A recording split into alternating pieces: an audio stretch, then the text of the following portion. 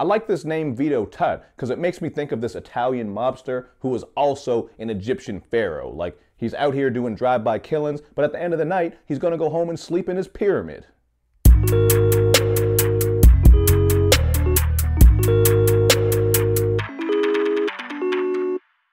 What's up, everybody? It's Luke James, not the singer. If you're looking to get your music reviewed, you can hit up this email that's right here. But today, we are going to talk about this mixtape from Vito Tutt called Stay in My Lane.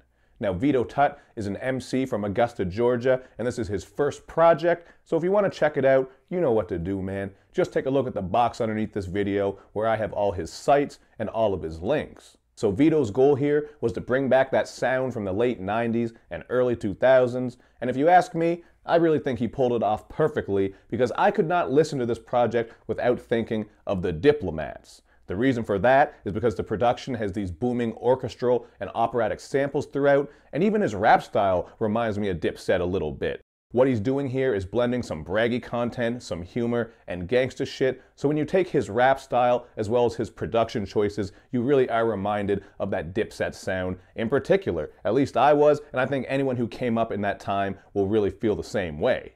It all starts off with the song Brand New Lamborghini, where you get some heavy kicks, another operatic sample, and here we're getting introduced to what Vito is motivated by. He says that he's motivated by the money, so you are going to get a little bit of braggy, flossy lines on this track. And I also like how he calls out all the fake rappers and shit rappers out there, because there are a ton of them. He brings up how the game is flooded with so many shitty rappers that at times it makes it hard for the really good ones to shine through. And he also has some funny bars on here, like when he spits that some of these rappers have the swag of a damn minivan.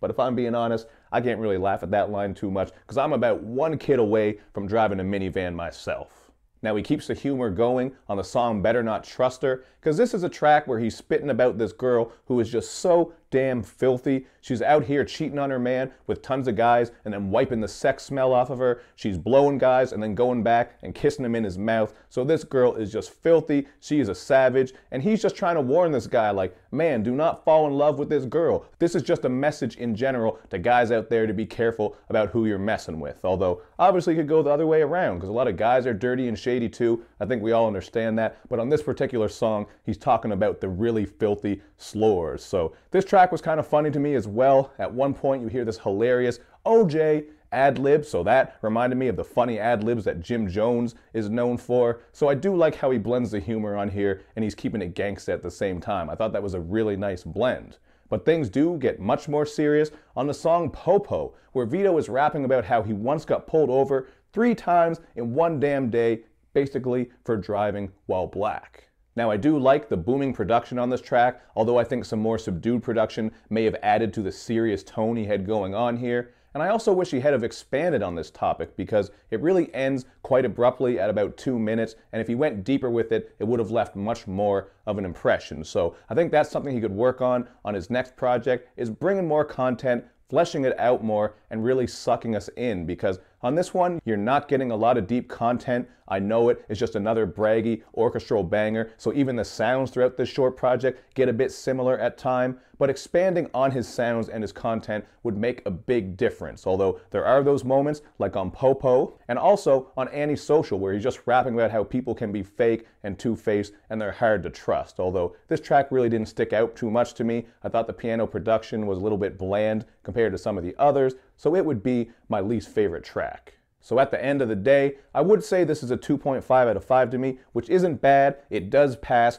but it's also just a very average project. It's only 5 tracks long. None of these tracks are really anything original. And even though he was clearly trying to throw back to that old sound, I think it really would have helped out if he could have infused it, just refreshing it a little bit, add a little bit more uniqueness and originality to it. Things like that would have made a big difference here because I did enjoy listening through, but it's just not a very memorable project. I mean, I'm not going to come back to this one because there's nothing new or exciting happening with it. Now, I do think he's a good rapper. He has a strong, charismatic cadence, and he does flow, but the mixing could also use some work here because even though it's not all-out trash mixing and mastering, you can definitely tell that it's not that studio quality. So fixing that up a little bit would make this project extra crisp.